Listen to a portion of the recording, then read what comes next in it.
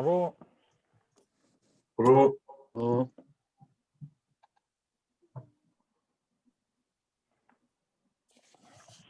Super, on a des participants en ligne.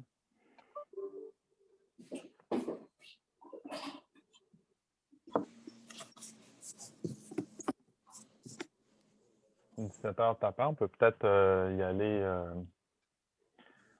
avec l'ouverture ou le début de cette séance de consultation publique qui vise un projet de règlement là, qui touche la réglementation sur les roulottes de camping.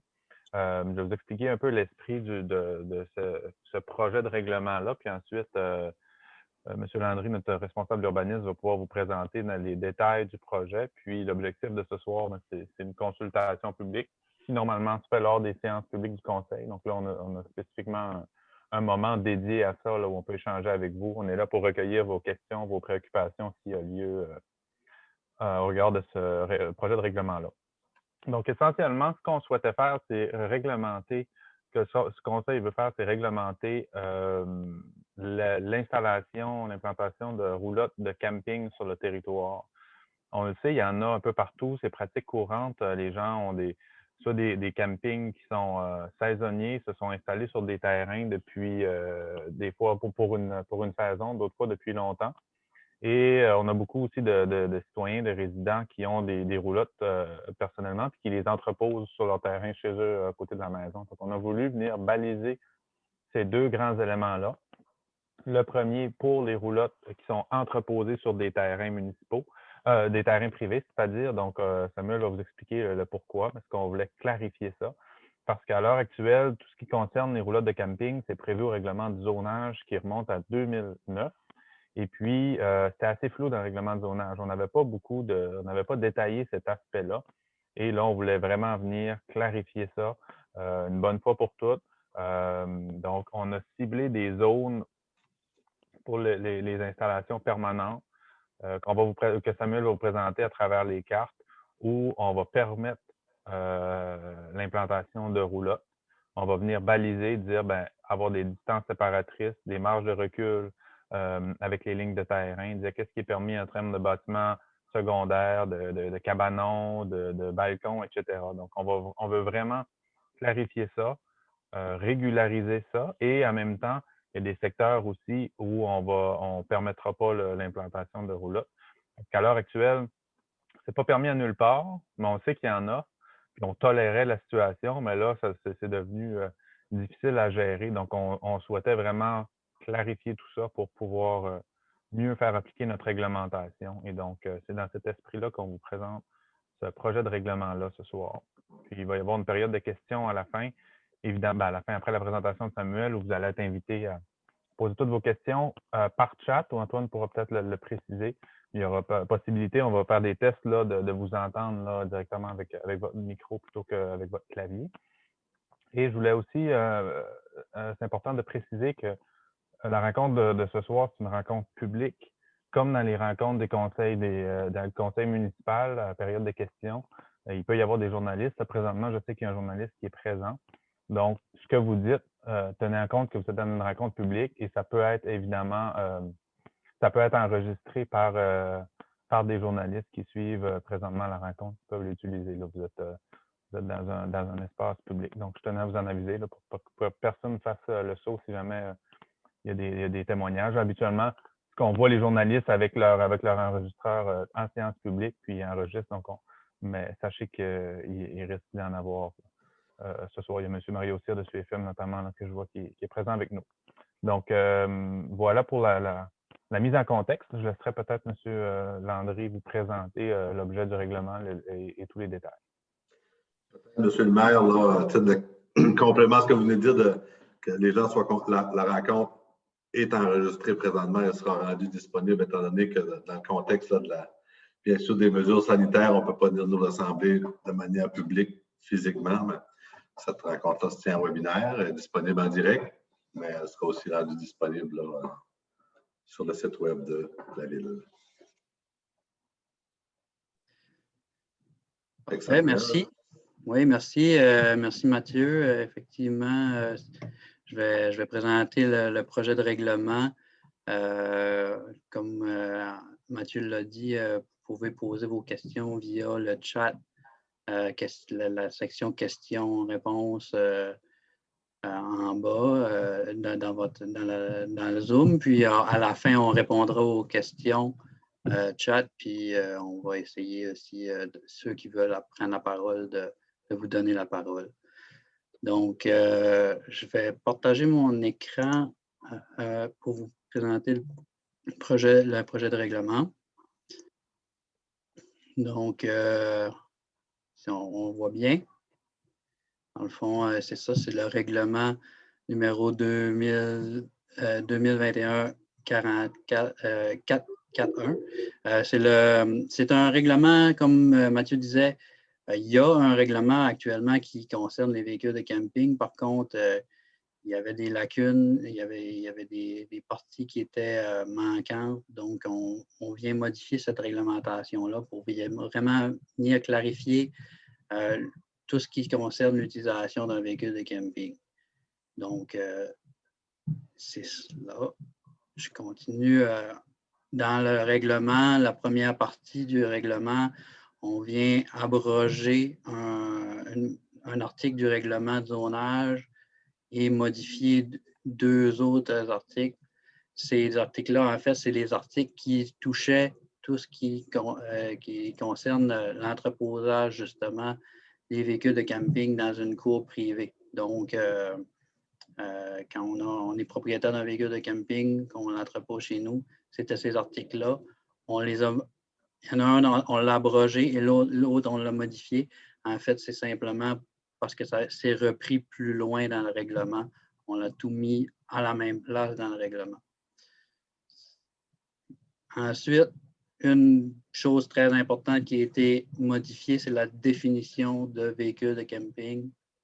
Donc, la définition qu'on propose, c'est un véhicule de camping, ce serait un véhicule récréatif de type roulotte de camping, roulotte motorisée, tente roulotte, campeur, camionnette de camping, campeur transportable sur camionnette et roulotte de fabrication domestique qui peuvent être immatriculés conformément au code de la sécurité routière.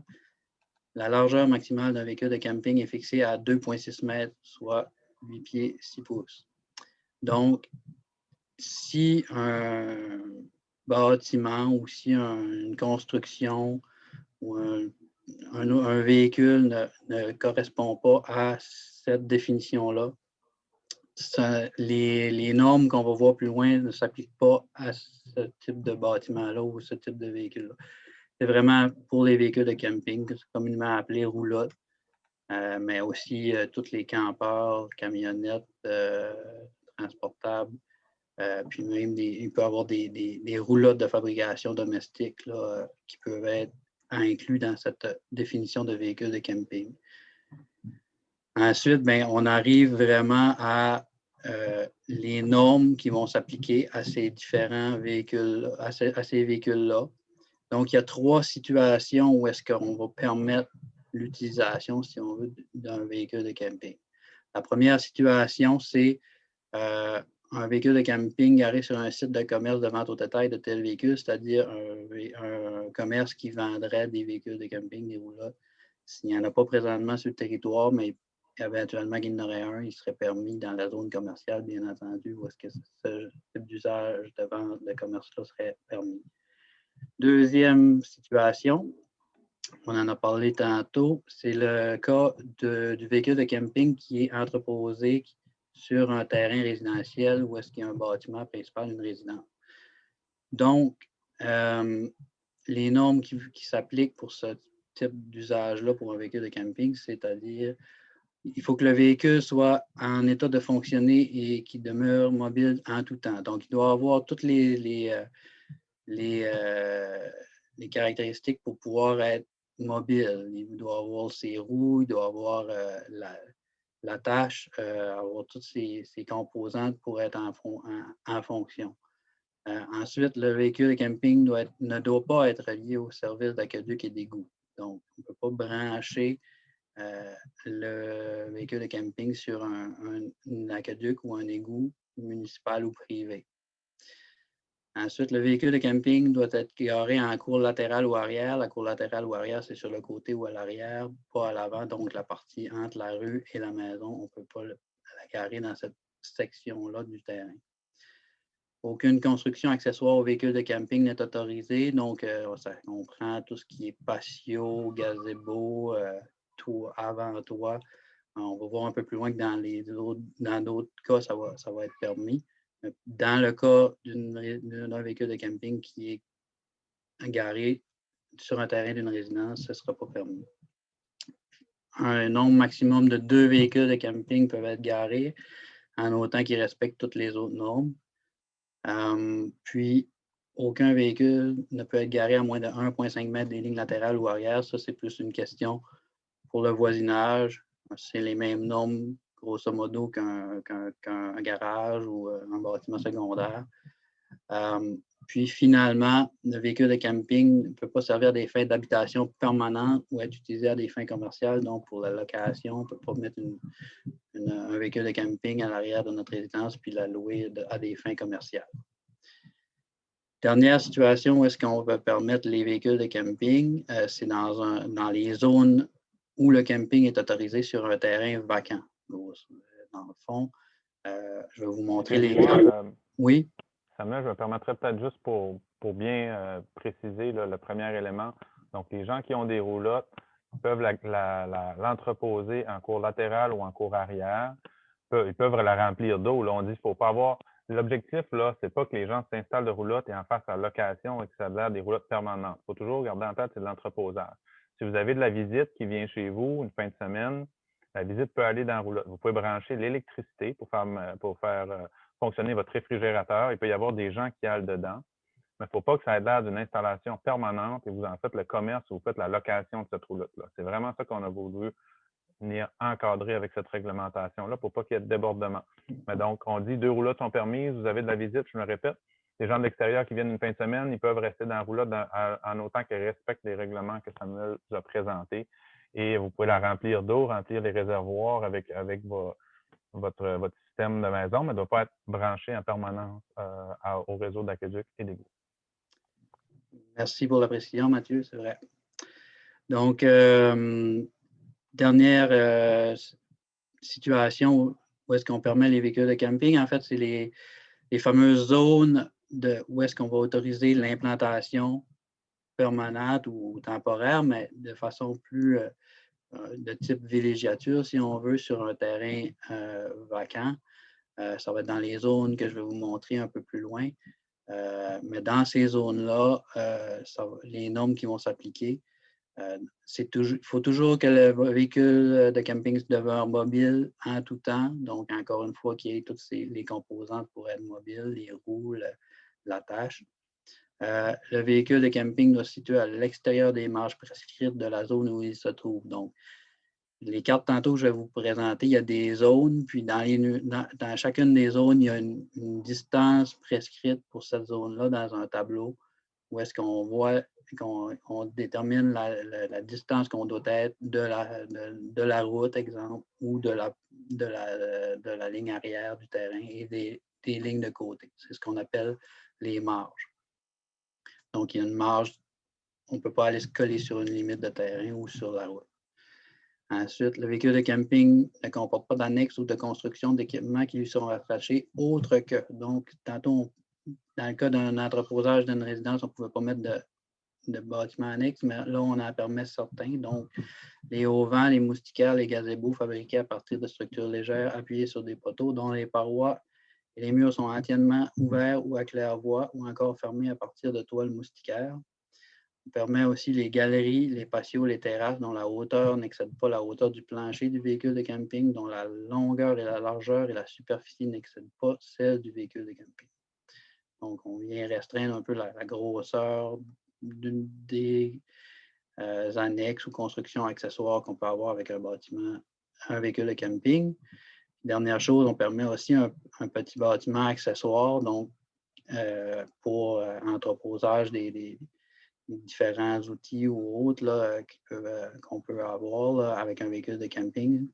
On permet un bâtiment avec une superficie de 80% de la superficie au sol du véhicule de camping. Ne doit pas dépasser la hauteur du véhicule de camping. Puis encore une fois, c'est la norme de 1,5 m du véhicule de camping ainsi que de toute limite de l'emplacement. Finalement, il y a d'autres dispositions qui s'appliquent à tous les véhicules de camping. C'est des dispositions qu'il y avait déjà dans l'ancienne réglementation, mais qui sont toujours d'actualité, c'est-à-dire quand on arrive sur le bord d'un cours d'eau, les dispositions qui s'appliquent, c'est qu'on doit respecter une marge de précaution, une bande de protection riveraine de 10 à 15 mètres selon le secteur. Mais puis, dans le fond, c'est précisé au règlement la bande de protection. Mais dans certaines situations, il peut arriver que le terrain ne permette pas le respect de cette bande de protection de 10 ou 15 mètres dans certaines situations. Fait qu'on vient dire justement si la dimension du lot ne le permet pas ou si il faut en fait que les conditions là soient respectées pour pouvoir empiéter dans cette bande-là.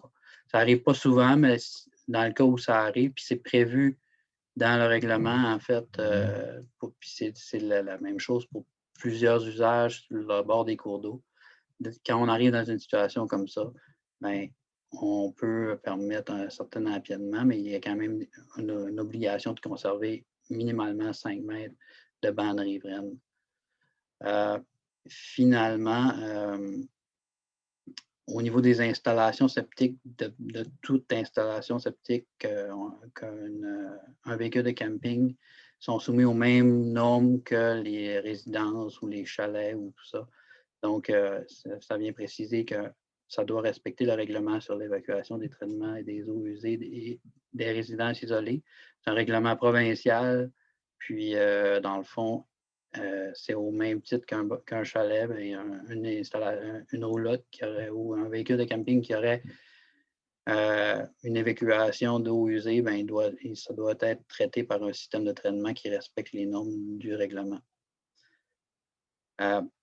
Ça fait le tour des normes pour les véhicules de camping. Le reste des articles, c'est en fait la description de toutes les modifications qui sont faites aux zones du plan de zonage. Donc, on a modifié le plan de zonage pour l'adapter à cette nouvelle réglementation-là.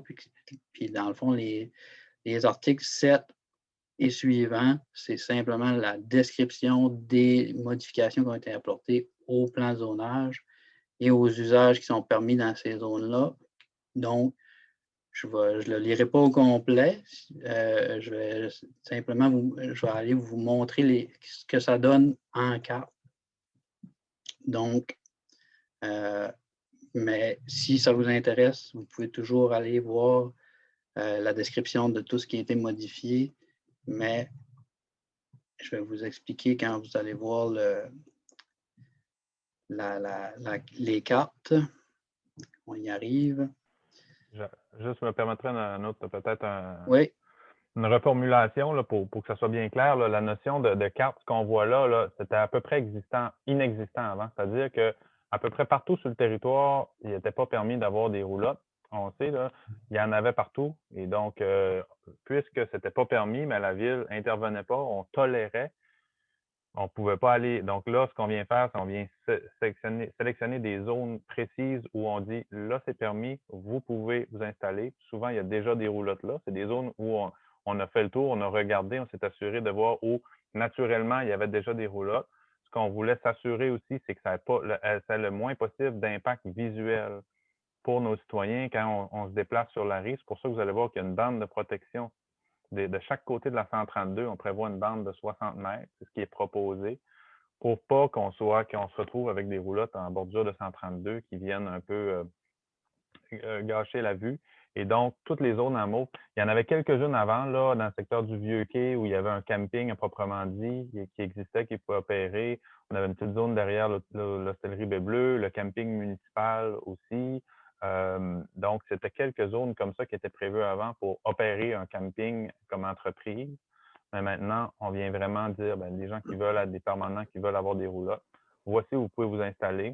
Puis voici, Samuel vous a bien présenté là, les différentes règles qui s'appliquent. On va s'assurer maintenant que ça soit fait, que les roulottes soient à les bonnes distances des marges et que les bâtiments secondaires, les balcons, qui respectent la réglementation qu'on vise là. La majorité des roulottes qui sont sur le territoire, je vous dirais, vont se retrouver dans une zone permise, donc vont être régularisées. Mais il y a quand même quelques roulottes sur le territoire qui vont se retrouver dans des zones où c'est plus permis aussi. C'était l'objectif du règlement, c'est de venir mieux encadrer. Donc, assurément, il y a quelques cas, je n'ai pas le nombre exact, là, mais il y a quelques roulottes qui se retrouvent dans des endroits où ce ne sera plus permis, où là, le conseil, l'objectif, la volonté du conseil, ben, c'était de régulariser ça. Et puis, donc, d'enlever ces roulottes-là à terme. Donc, on est là pour. Samuel va bien vous présenter tous les secteurs en détail et puis on pourra accueillir vos commentaires, vos préoccupations par la suite. Merci, Mathieu. Donc, dans le fond, c'est ça, les fameuses cartes où est-ce que les zones sont permises, on voit en couleur les zones où est-ce que ça va être permis. Donc, quand c'est en couleur, c'est les zones où est-ce que c'est permis d'implanter un véhicule de camping. En fait, les zones qui sont permises, c'est les zones forestières, les zones de villégiature et certaines zones commerciales. Donc, on voit ici, là, du côté ouest de la ville, au nord, toute l'arrière-pays, si on veut, là, pour situer les gens, les arpents verts sont ici.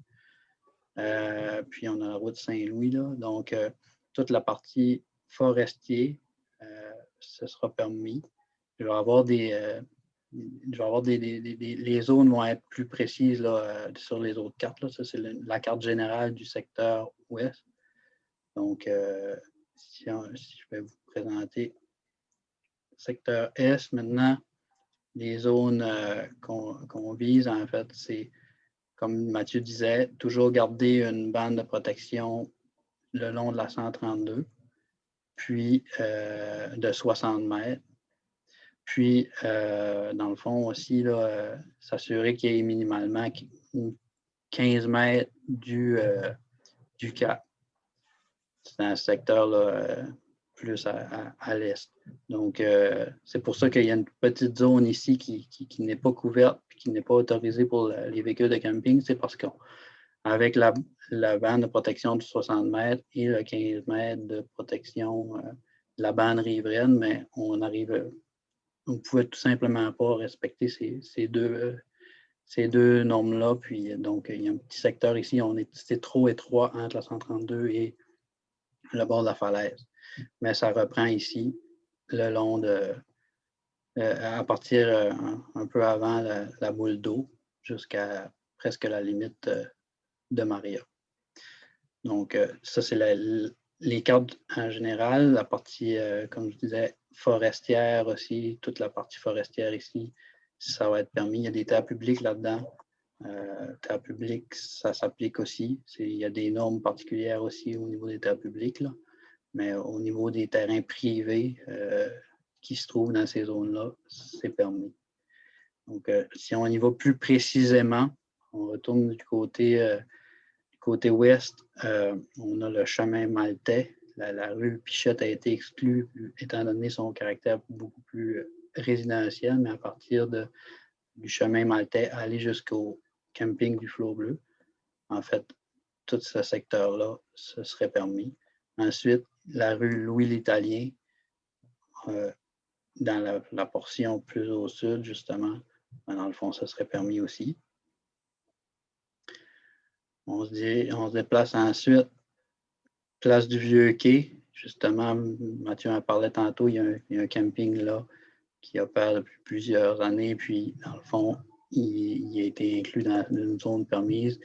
La rue Berthelot et même un peu passé le viaduc, c'est la portion qui se trouve un peu plus basse que la 132. Où est-ce que, là aussi, Mathieu disait, il y a déjà des véhicules de camping qui étaient tolérés parce qu'ils se sont implantés là à une certaine époque. Donc, tout ce secteur-là, ça serait autorisés.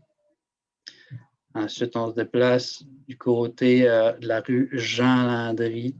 Il y a déjà la zone 209, elle n'a pas changé, elle était déjà là. C'était une zone qui était déjà autorisée, étant donné qu'il y avait déjà deux grands campings qui étaient en place. On a ajouté la portion ici, là, 210V, jusqu'au ruisseau de l'Éperlan, parce que ça s'y prêtait aussi là, de mettre des véhicules de camping dans ce secteur-là. Ensuite, les zones commerciales qu'on parlait tantôt, donc derrière l'abri et derrière le B-Bleu, il y a déjà deux campings qui se sont... lui est derrière l'abri, est là depuis plusieurs années. Depuis quelques années, il y a celui derrière le B-Bleu qui était déjà autorisé. On vient simplement régulariser le secteur. En fait, il était déjà autorisé. Fait qu'eux, ils n'ont pas beaucoup changé. Là. On a juste ajusté un peu les distances par rapport à la route parce que la zone permettait de camping presque jusqu'à la 132, mais on a juste simplement reculé un peu la zone où est-ce que c'est permis. Ensuite, le Mont-Saint-Joseph. Mont-Saint-Joseph, pour la préservation du paysage, une certaine, dans le fond, le conseil tient à préserver le paysage, la façade du Mont-Saint-Joseph. Donc, toute la partie sud de la façade du Mont-Saint-Joseph a été exclue de la zone autorisée pour le camping.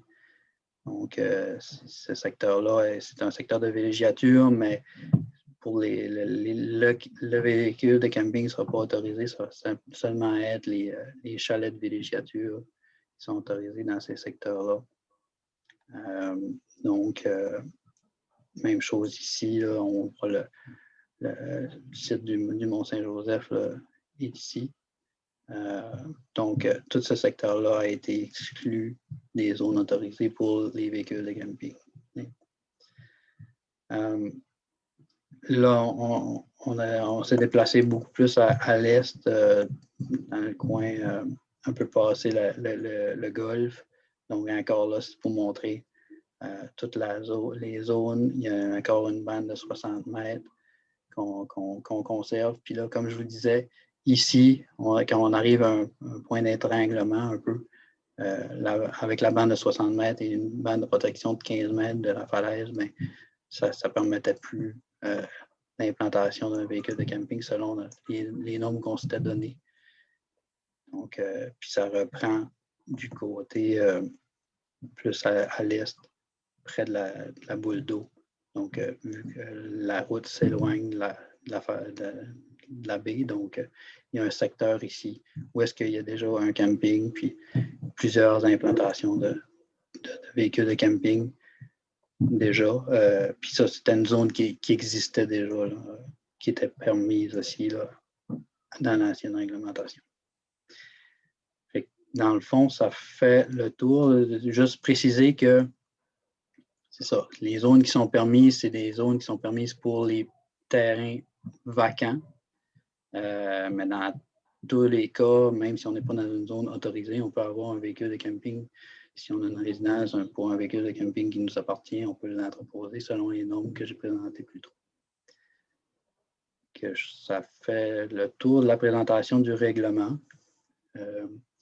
Je vais arrêter mon partage d'écran. Peut-être, mais si j'ai besoin, je le remettrai. Je ne sais pas s'il y avait eu des questions, Antoine. Pour l'instant, il n'y en a pas. Si les gens veulent intervenir par écrit, vous voyez le Q et A, donc les questions et réponses. Les gens peuvent lui poser leurs questions, ils peuvent y aller par le chat aussi. Donc, vous avez ces outils-là. À la fin de la rencontre, on tentera de prendre des questions à l'oral, mais on va vous allouer de pouvoir prendre la parole C'est juste qu'on n'est pas certain que ça va fonctionner, étant donné que ça prend une configuration de notre ordinateur. Ça fait qu'on a un doute. Alors, on préconise que vous y allez par écrit dans un premier temps. Puis ensuite de ça, vous pourrez lever la main si les gens veulent y aller verbalement. Tenter d'y aller verbalement. On peut laisser un petit moment. Là, des fois, on voit, là, il y a une question. Samuel, je ne sais pas, est-ce que tu peux en prendre connaissance de ton côté dans l'application? Oui. Oui, je vais la lire. Dans le fond, un propriétaire avec un terrain vacant sans habitation situé dans une rue non visible de la 132 peut-il installer sa roulotte temporairement pour une semaine ou deux? En fait, selon la réglementation que je viens de présenter, s'il n'est pas dans une zone autorisée, ce ne serait pas possible, qu'il soit visible ou pas de la 132. Puis même au niveau du temps, ce n'est pas prévu qu'il y ait un temps minimal ou maximal. Là. Dans le fond, si c'est dans la zone autorisée, c'est permis sur un terrain vacant. Si ce n'est pas autorisé, c'est dans une zone, c'est pas permis. Puis il n'y a pas de temps minimum ou maximum. Après, l'autre question s'adresse au maire. Je laisserai aller, Mathieu. Oui, c'est la question, c'est... Oh, il disparaît. Combien de... Le maire a parlé de débordement. Que sont-ils?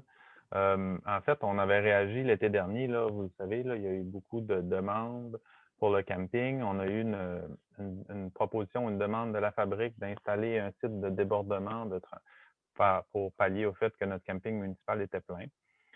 Nous, avant la saison 2020, on avait sensibilisé les entrepreneurs, les entreprises, les gens d'affaires du territoire pour les encourager à construire ou à implanter des campings sur le territoire parce qu'il y a de la demande. Et les gens ont répondu. Tania McNorton au camping Flot Bleu a disponibilisé des places pour des visiteurs, des campings visiteurs. Encore cette année, elle va avoir davantage de campings visiteurs. Et il y a Madame Bois aussi qui a un camping là, près de l'hôtel, de la rue Saint-Onge. Et il y a l'hôtellerie Baie Bleue aussi qui a créé des campings de débordement temporaire. Et on a autorisé la fabrique. Ce qu'on a constaté l'été dernier, c'est qu'il y a eu beaucoup de gens qui sont allés sur le terrain de l'église pour le camping de la fabrique. Ça a très bien fonctionné. Quand il y avait 15-20 roulottes à la fabrique, on a nos campings privés qui avaient encore de la place. Et ça, on ne l'avait pas vu venir comme conseil. On pensait que les campings privés allaient se remplir en premier temps. Et une fois qu'il n'y aurait plus d'espace du tout disponible sur le territoire de la ville, les gens allaient se diriger vers la fabrique. Mais ce n'est pas ça qui est arrivé. Donc là, nous, notre choix à la ville cet été, on est toujours à regarder ça, mais on ne pense pas renouveler comme l'été dernier avec la fabrique parce qu'on pense qu'il y a encore suffisamment de place sur le territoire pour les gens qui sont de passage. Baie Bleue a grandi. Flot Bleu ajoute aussi des places, une douzaine de places pour des visiteurs cette année. Donc, on pense être en mesure de répondre. On verra pour la suite des choses, mais c'est là où on en est dans nos réflexions à l'heure actuelle pour cette notion-là. Évidemment, ça ne fait pas partie du règlement qu'on vous a présenté ce soir, là, mais je pense que, en espérant que ça puisse répondre à votre question. Voilà pour cet élément-là. Je laisserai Samuel peut-être poursuivre. Dans le fond, on dit est-ce que Carleton est la première municipalité à mettre en marche ce règlement? Puis comment sera-t-elle mise en vigueur pour ceux devant faire des modifications? Là, je ne suis pas certain de comprendre la deuxième question.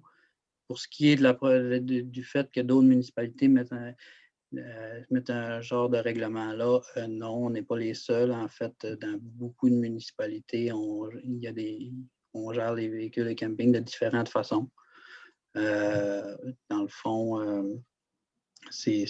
nous, c'est de la façon qu'on a déterminé. Il y a des secteurs, il y a des villes qui ne le permettent pas du tout, ou ils ont des secteurs très, très restreints où ils permettent le camping commercial seulement.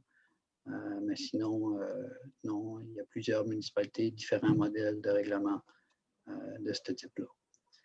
Puis comme dans le fond... la deuxième partie de la question, si je peux me permettre, là, ce que je comprends, c'est pour les gens qui seront dans des zones où ça ne sera pas toléré, qu'est-ce que la ville va faire? Donc, l'objectif derrière ce changement réglementaire qu'on avait au Conseil, c'est vraiment de mieux encadrer parce qu'on a eu beaucoup, moi personnellement, je pense que l'ensemble des membres du Conseil ont été interpellés souvent pour cette problématique de roulotte-là. Il y en a partout, puis ça plaît à certains, ça plaît moins à d'autres. Donc, l'idée, c'est de dire, dans des zones qui est en mauve, on les permet, ailleurs, on ne le permettra plus. Donc, les roulottes, on va demander aux propriétaires d'enlever leurs installations. C'est ça l'objectif derrière ce règlement-là. C'est bon. Il y avait une question concernant le nombre de visiteurs qu'on peut accueillir sur notre terrain. En fait, le règlement prévoit, en fait, là, ça dépend s'il y a une résidence sur le terrain ou pas. S'il y a une résidence, si on est dans le cas d'un terrain où est-ce qu'il y a une résidence, un terrain privé où est-ce qu'il y a une résidence, bien, le règlement prévoit 2 roulottes maximum sur le terrain en respectant les normes. Dans le cas des terrains vacants qui sont dans les zones autorisées, il n'y a pas de maximum, mais il faut toujours respecter les marges, encore une fois, les marges de recul prévues au règlement. Ensuite, on dit, si je comprends bien, les zones autorisées, les campeurs doivent être autonomes sans égout. Pas nécessairement. Encore là, quand on parle d'entreposage d'un véhicule de camping à une résidence, c'est pas permis de le brancher aux égouts ou à l'aqueduc. Par contre, dans les zones autorisées, un véhicule de camping pourrait être branché aux services municipaux, aqueduc et égouts. Dans ce cas-là, il va devoir payer les taxes de service pour ces services-là.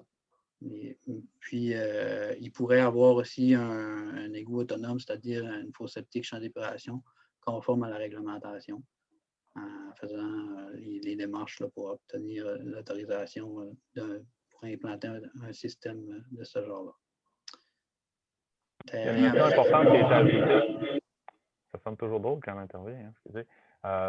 Que Samuel vient de préciser, là, pour les gens qui sont dans les zones où ça va être autorisé.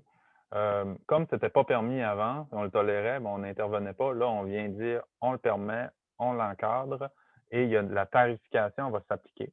Donc, la tarification pour les lots, l'aqueduc et l'égout pour les gens qui sont branchés aux services municipaux vont s'appliquer. Donc, vont devoir payer l'aqueduc et l'égout, ce qui n'était pas le cas avant parce que ce n'était pas permis et on ne tarifait pas sur une situation qui n'était pas permise.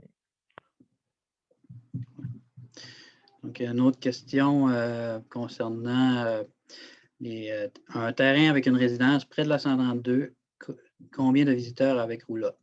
Encore une fois, c'est le principe là, de 2 roulottes maximum sur un terrain où est-ce qu'il y a une résidence qui s'applique. Ensuite, est-ce que la définition de véhicule de camping incluant campeur inclut un VR classé A, B, C? En fait, j'avoue mon ignorance au niveau des classes de véhicules de camping. Il faudrait voir qu'est-ce que ça implique dans les classes de véhicules, mais ce que ça dit, la définition d'un véhicule de camping, c'est qu'il faut que ce soit un véhicule de camping qui soit immatriculable en tant que tel comme véhicule de camping à la Société d'assurance automobile du Québec, puis il y a des dimensions maximales. Donc, il faudrait voir là, si ça rentre dans cette définition-là. Je ne sais pas c'est quoi A, B, C, mais dans le fond, il faudrait vérifier avec la définition. Puis si ça rentre dans cette définition-là, ben, c'est un véhicule de camping. Sinon, ben, ce ne serait pas autorisé. Mais peut-être que s'il y a de quoi dans ces types de véhicules-là qui ne cadreraient pas dans la définition, ben, ce serait un très bon moment pour nous en faire part. Là. On pourrait peut-être ajuster la définition à ce moment-là. Et les VR classés ABC, en fait, c'est des véhicules récréatifs, des véhicules motorisés. Les motorisés ABC, c'est les dimensions qui changent, là, mais il faut comprendre que c'est des motorisés réguliers de différents À mon avis, c'est inclus dans la définition de véhicule de camping. Et je vais me permettre aussi peut-être une intervention. Là. Il y avait une question de Mme Landry concernant l'autorisation à la fabrique. Donc, ce que je propose, c'est que je pourrais vous contacter directement pour échanger sur la situation, la demande spécifique de la fabrique pour opérer un camping temporaire en période estivale. Bon. Bonjour. Dans le fond, j'ai la ferme Jean-François Boudreau, la ferme Taguine a eu l'autorisation pour 5 terrains et je ne vois pas sur la carte. Est-ce un oubli? Non, ce n'est pas un oubli. En fait, c'est un cas particulier au niveau de la loi sur la protection du territoire agricole qui permet ce type d'usage-là. Donc, c'est un usage secondaire à la ferme. Donc, c'est pas un oubli. Ensuite, le règlement en PDF, oui, en fait, merci de me le rappeler, j'ai oublié de le dire, le document en PDF, effectivement, est disponible sur le site de la Ville dans la section avis public. Donc, vous allez voir l'avis public du règlement, justement.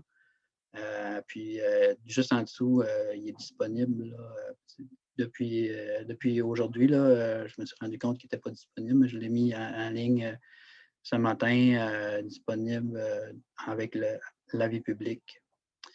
Donc, vous pouvez aller le consulter là. Puis si vous avez des questions, comme on a dit précédemment, on est là pour consulter, mais c'est possible que vous n'ayez pas vos questions ou que vous voulez aller consulter puis revenir plus tard. Il y a une consultation écrite aussi qui est disponible, que vous pouvez faire vos commentaires jusqu'au 5 mars. Donc, si vous avez des commentaires ou si vous avez juste des questions, vous pouvez aussi me contacter, soit par courriel ou par téléphone, là, dans le fond, appelé à l'hôtel de ville. Puis, je vais répondre à vos questions. Où fait-il la réservation pour les zones autorisées? Je ne suis pas certain de comprendre la question, malheureusement.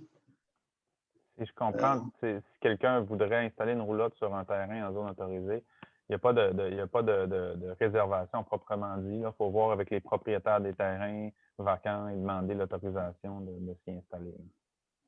Ouais.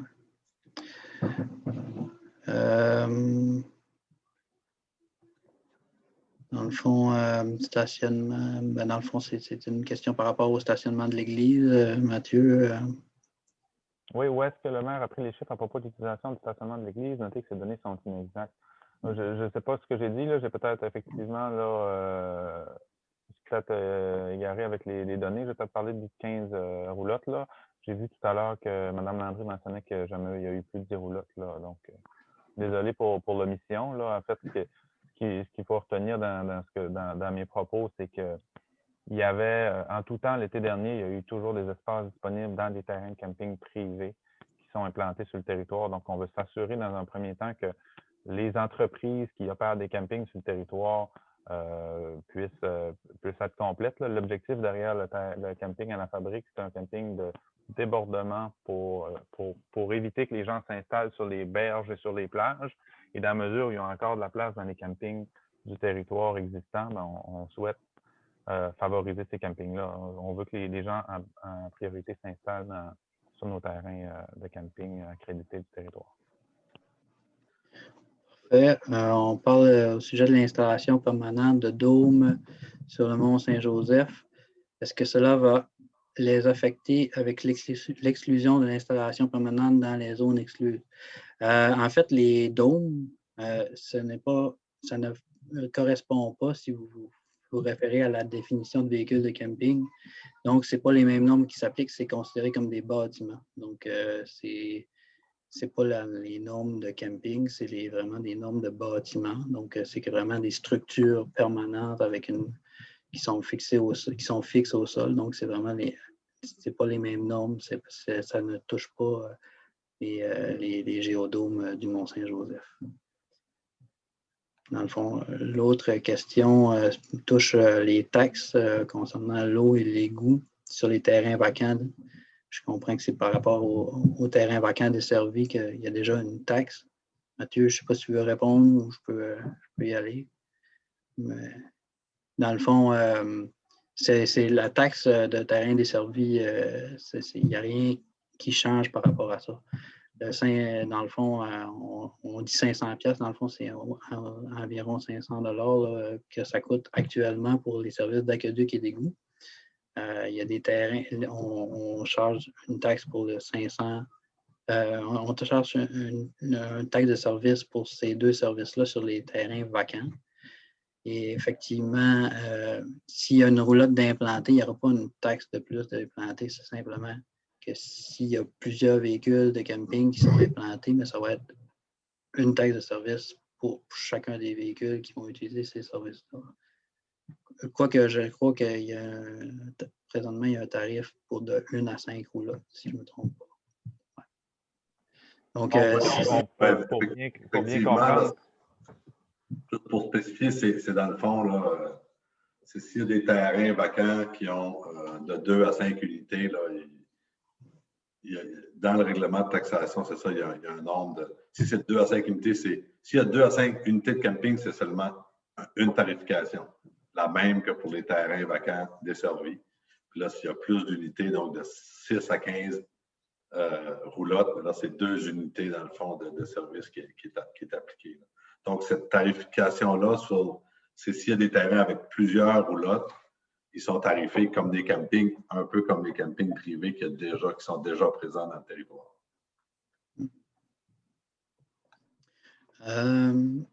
J'espère que ça répond à la question.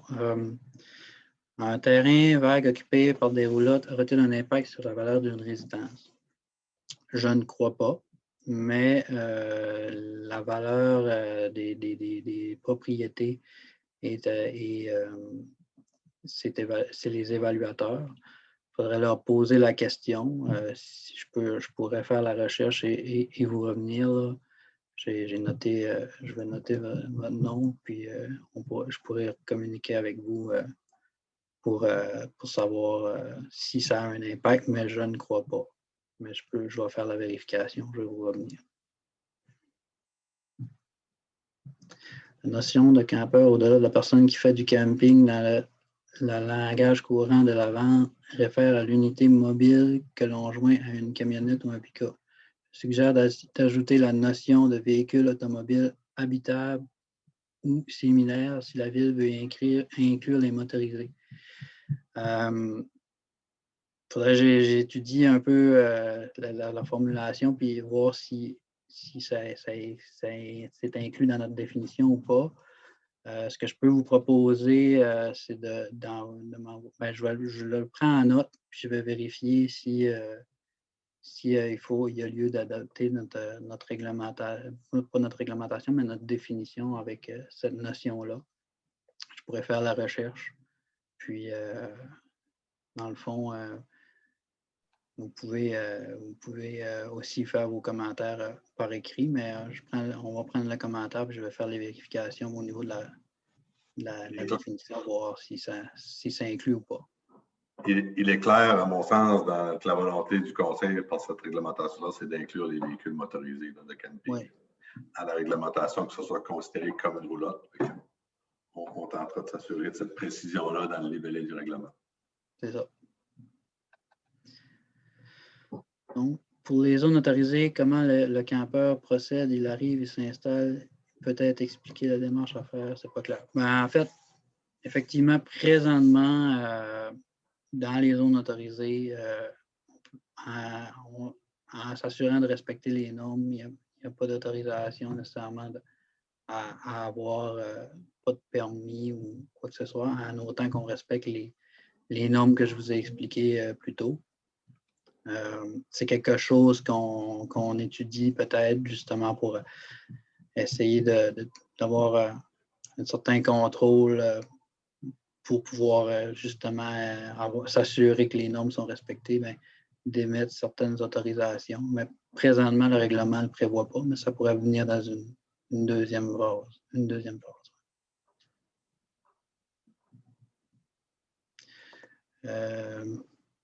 Bon, j'ai Jean-François Boudreau de la ferme Taguine. Là, si ça réfère à la question tantôt de l'autorisation des 5 roulottes, pour la ferme, effectivement, oui, c'est permis.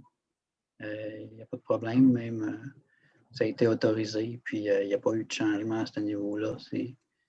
C'est permis, c'est un usage secondaire à la ferme. Est-ce que cela pourrait inclure aussi ceux qui transforment les fourgonnettes autobus scolaires en véhicules de camping? Effectivement. Oui, dans le fond, c'est le but, c'est tout ce qui s'apparente à un véhicule de camping qui est transformé en véhicule de camping. Peut-être encore une fois, il faudrait peut-être s'assurer d'inclure tous les types de véhicules, même transformés, les véhicules transformés. Il y a peut-être moyen de trouver une formulation dans le libellé de notre définition qui va inclure ces véhicules-là. On va le regarder.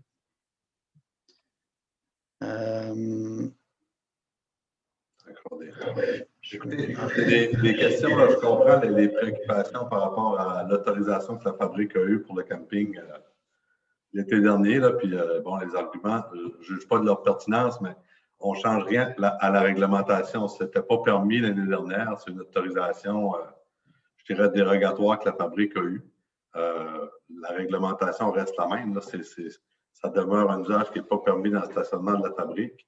C'est un cas particulier, puis comme le maire vous l'a dit, on vous invite à en discuter, là, mais ça, comment dire, ça fait pas, on ne change pas la réglementation par rapport à ça. Si c'était non permis, ça le sera dans le projet qui est discuté ce soir. Donc, peut-être aller à la prochaine qui porte sur le règlement. Ben, en fait, dans le fond, je pense qu'on dit que ça pourrait éviter c'est suite à mon commentaire là, qu'on allait vérifier pour les définitions, que ça pourrait éviter des ambiguïtés. Je crois que j'ai répondu à la question pour la ferme Taguine. Donc, ça ferait, en tout cas pour l'instant, le tour des questions. On va attendre un petit peu, voir s'il y en a d'autres qui vont se manifester. Je crois, là, dans le chat, il y avait une question, mais je pense qu'elle a été reposée là, dans un terrain vague occupé par des rouleaux aurait-il un impact sur la valeur d'une résidence? Là, je pense que ça a été répondu aussi dans les questions-réponses. Il y en a une nouvelle. Donc, pour les campings privés de plus de 5 unités, quelle va être la tarification? Sera-t-elle de 500 à toutes les multiples de 5? Je n'ai pas les tarifs sous la main pour la taxation, mais effectivement, il y a comme des tranches, donc de 1 à 5. Puis après, je ne sais pas si tu les as à proximité, Antoine, mais sinon, simplement appeler à la taxation à l'hôtel de ville, puis ils vont vous donner ça assez facilement. Je les ai sous la main, là. C'est juste, c'est pas en lien avec la réglementation. Oui, c'est juste que, tu sais, comme vous le savez, là, dans la taxation, il y a des coûts par unité, par résidence, mettons par terrain desservi pour les matières résiduelles, l'aqueduc et l'égout. Et donc, dans le règlement de taxation, en fait, qui est le règlement du budget qu'on adopte sur une base annuelle, il y a tout dépendamment des types d'usage commercial ou autres, il y a un facteur de multiplication du nombre d'unités.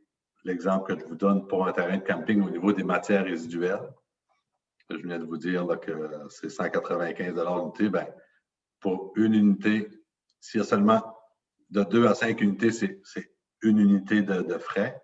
De 6 à 15, c'est 2. De 16 à 25, c'est 3.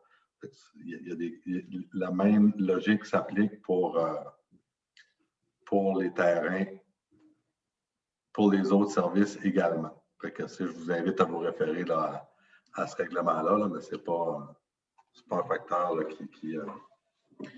c'est pas 500 à toutes les multiples de 5 là, nécessairement. Là. Les frais additionnels pour les campings, aqueduc et goût, c'est moins élevé que ça.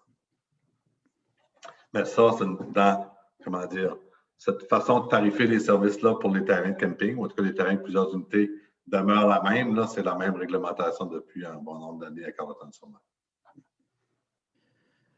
Une autre question qui est quand allez-vous appliquer le règlement et de quelle façon allez-vous le faire respecter?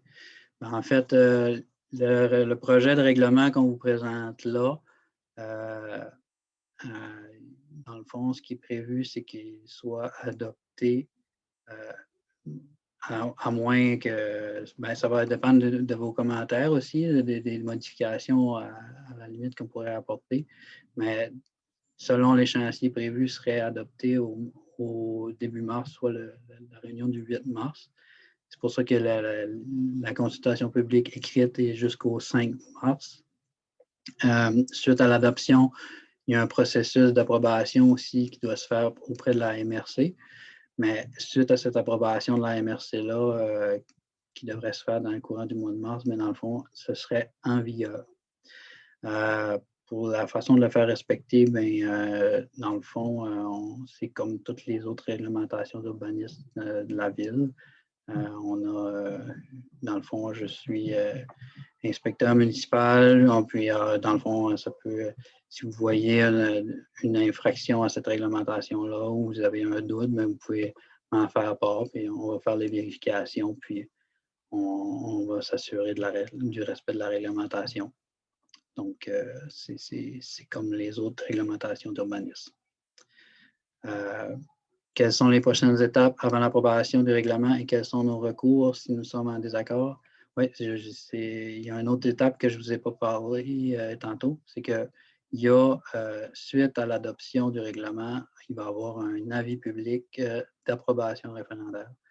Donc, à ce moment-là, il y a une démarche qui peut être faite si vous êtes en désaccord avec une partie ou à totalité. Mais bref, il y a une démarche qui est prévue par la loi sur l'aménagement et l'urbanisme. Donc, pour toute modification au règlement de zonage, de faire, il va y avoir un avis public suite à l'adoption du règlement.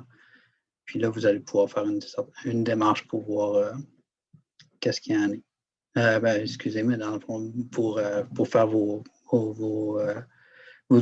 faire une demande de référendum, en fait,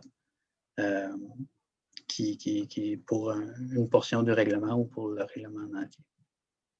Moi, je vous dirais aussi qu'avant l'adoption du règlement, l'objectif ce soir, c'est de vous entendre sur vos préoccupations.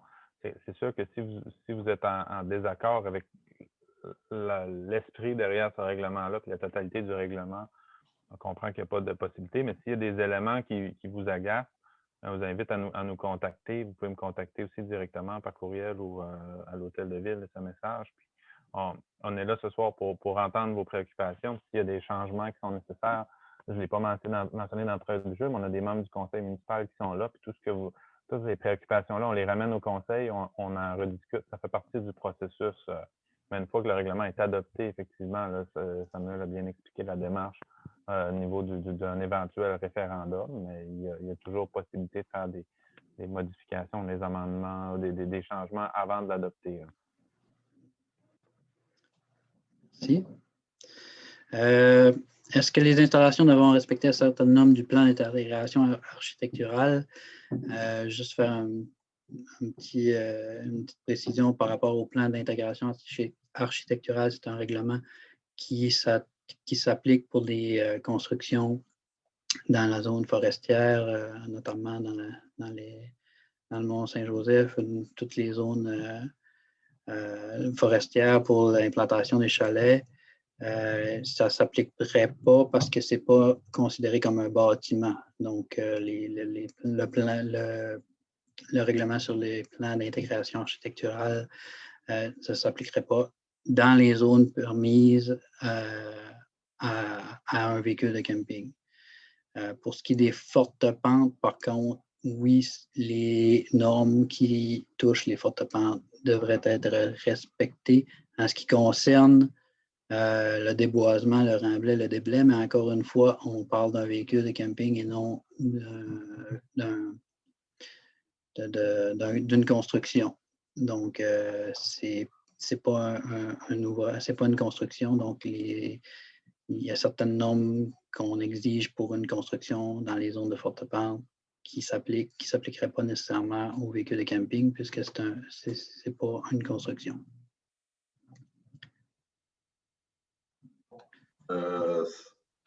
Samuel, il y a Mario aussi qui a levé la main.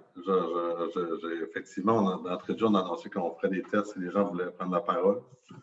On va tenter avec avec Mario, là, parce que je présume que c'est ce qu'il souhaite faire. Il n'y a pas de problème. Voilà, je ne sais pas si là. Est-ce que vous m'entendez? Oui. Oui, OK. Ben, est-ce que les gens ont terminé de poser des questions? Parce que je vais attendre que ce soit terminé. Ben, ça semble, en tout cas, il n'y en a plus en attente, là, donc tu peux y aller. OK. Mathieu, est-ce que vous êtes capable de voir, moi je ne le vois pas, combien de personnes ont assisté à la réunion? Ça a fluctué. Là, on avait 29 personnes qui étaient inscrites au départ. À l'heure actuelle, là, il y a 25 personnes qui sont toujours en ligne. Donc, ça a varié un tout petit peu. OK. Est-ce que tu es quand même satisfait de la façon que ça s'est passé? Parce que lorsqu'on parle de ce qu'on peut faire ou non chez nous, sur un terrain privé, où on paye déjà des taxes, ça peut déclencher des passions. Ça n'a pas été le cas ce soir. De quelle façon tu prends ça? Oui, on savait que c'est un sujet qui est quand même délicat. Puis, moi aussi, j'ai rencontré plusieurs citoyens à travers les dernières années qui attendaient un règlement de la sorte. Il faut savoir qu'il y en a qui ont des voisins qui ont des roulottes à l'avant de la maison, qui ne respectent pas ou qui louent des roulottes sur leur terrain. Et donc, le statu quo entraînait du mécontentement. Donc, ce qu'on voulait, c'est venir clarifier. Ce soir, on sonde la population pour voir avec la proposition qui est sur la table comment ils accueillent ça. Puis ça me semble être positif jusqu'à présent. Il y a eu quelques commentaires concernant le terrain à la fabrique. Dans la version actuelle, ça ne reviendra pas. Est-ce que c'est définitif ou si jamais c'est plein partout, ça pourrait changer? Il faut savoir que dans le cadre du projet de règlement où on consulte les citoyens ce soir, là, ça ne touche pas la demande là, proprement parler de la fabrique. Là, on a eu des questions, puis je vais m'asseoir avec eux pour clarifier. On est toujours en analyse, mais à première vue, l'écho qu'on a eu, c'est qu'il y avait toujours des espaces disponibles l'été dernier dans nos campings privés du territoire, et c'est ce qu'on veut favoriser pour le moment. Et il y a eu assurément du positif du camping qui a été implanté à la fabrique, mais il y a aussi des aspects négatifs qui nous ont été soulevés, notamment par des commerçants avec l'arrivée avec cette installation-là qui s'est faite temporaire. Donc, on est toujours dans l'évaluation de ça. On va revenir là, avec les représentants de la fabrique. Là, Pour l'instant, ça va. Merci. Pour s'il y a d'autres questions comme ça, comment on fait? On invite les gens à lever la main ou... Oui, ben c'est ça, là, effectivement. Si on a vu si les gens, j'imagine vous présumez, là, vous êtes peut-être familiers, on a passé beaucoup de temps sur ces outils de communication-là dans la dernière année. Vous pouvez lever la main, là, raise hand dans mon français, puis on tentera de vous donner la parole. Sinon, ben, poursuivez là, par écrit. Là, il y a quand même pas mal de. On voit que les gens ont bien utilisé la section questions-réponses. Il y a une autre question, Samuel, je te laisserai. Oui, c'est ça. OK.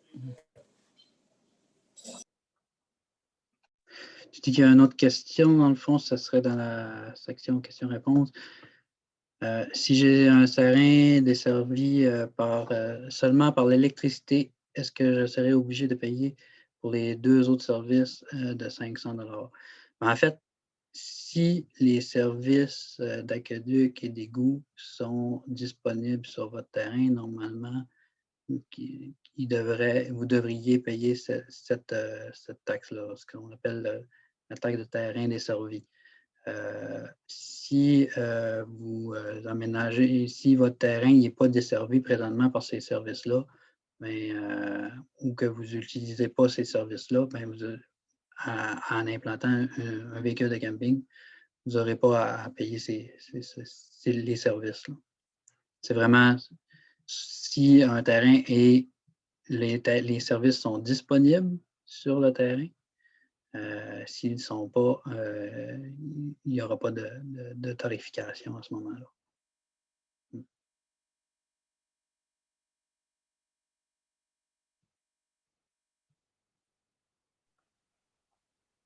Écoutez, je semble qu'on peut encore se donner peut-être quelques secondes. Là. Je vais compléter, puis s'il y a des questions qui arrivent, évidemment, on y répondra. Mais je pense que ça complète cette partie-là. Samuel vous a bien expliqué qu'il y a toujours possibilité de poser vos préoccupations par écrit.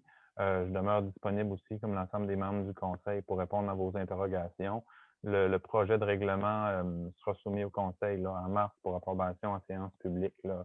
comme il a été mentionné tout à l'heure, je vois qu'il y a une autre question, donc on pourra répondre à la question, mais je vais quand même compléter en vous remerciant d'avoir participé là, à quand même un grand nombre ce soir. Là. On comprend que c'est une situation qui est particulière, c'est une méthode de consultation différente, mais somme toute, là, j'espère que ça vous a permis de vous exprimer librement et d'entendre. En tout cas, moi, ça m'a permis d'entendre certaines préoccupations. Donc, on en prend bonne note. On va regarder, on va s'asseoir avec Samuel, Antoine et les membres du conseil pour regarder le tout et vous revenir en séance publique en mars prochain. Donc, peut-être, Samuel, la dernière question. Oui. On dit que la réglementation proposée nous paraît démesurée par rapport aux problèmes constatés. Ne serait-il pas possible de contrôler la situation sans brimer autant de droits? Ben, en fait, j'aimerais savoir, il faudrait savoir quelle situation, dans le fond, vous paraît démesurée là, dans ce qu'on propose. Ça invite soit à nous l'exprimer ou à nous l'envoyer par courriel pour nous exprimer votre désaccord avec ce qu'on propose. C'est justement le but de la consultation.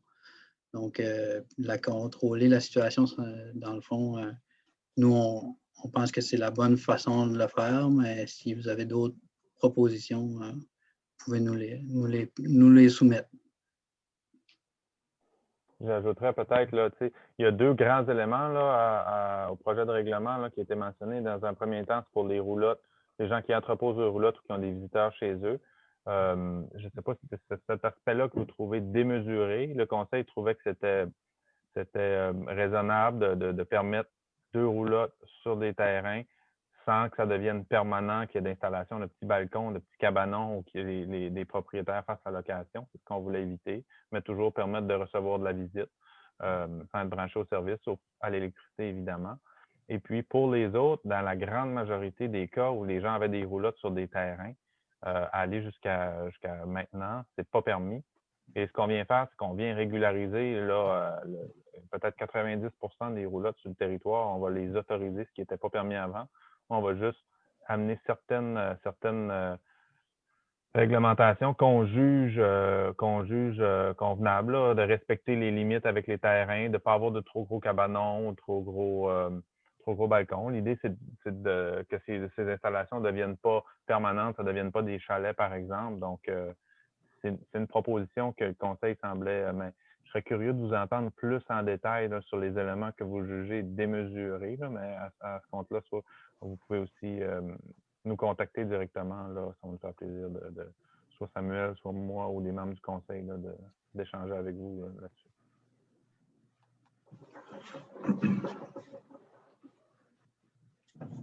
Parfait.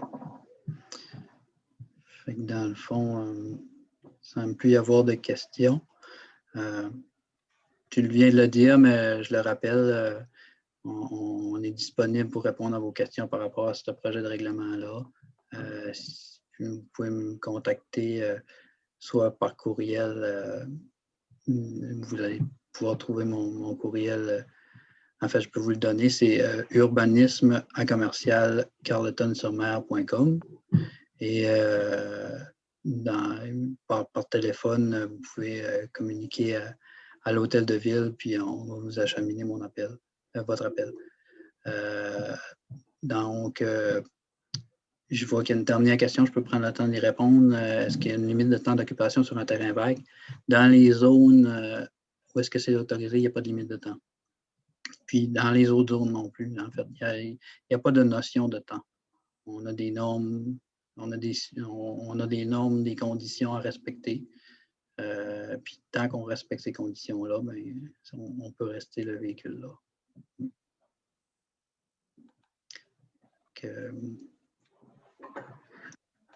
Ça complète, mais je vais simplement vous remercier. Donc, le terrain pourrait être occupé à l'année. Oui, effectivement. Oui. Et les roulottes vont pouvoir être installées. Donc, je vais vous souhaiter à tous et à toutes une bonne fin de soirée. Je vous remercie de vos questions. N'hésitez pas à nous contacter là, au cours des prochains jours. Ça va nous faire plaisir d'échanger avec vous. Donc, on prend bonne note de tout ça, on ramène ça au conseil et puis on revient avec une proposition modifiée s'il y a lieu en mars. Merci beaucoup tout le monde et bonne fin de soirée. Merci. Merci.